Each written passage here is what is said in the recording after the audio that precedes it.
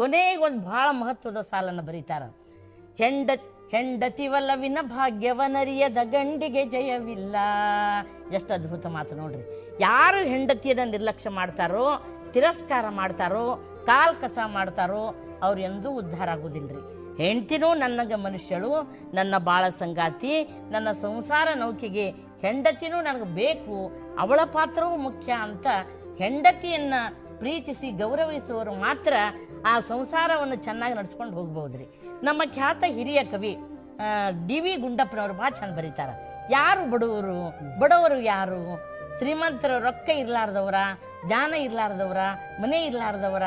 ಇದೆಲ್ಲ ಪ್ರಶ್ನೆಗೆ ಬಹಳ ಅದ್ಭುತವಾಗಿ 4 ಸಾಲು ಬರೀತಾರ.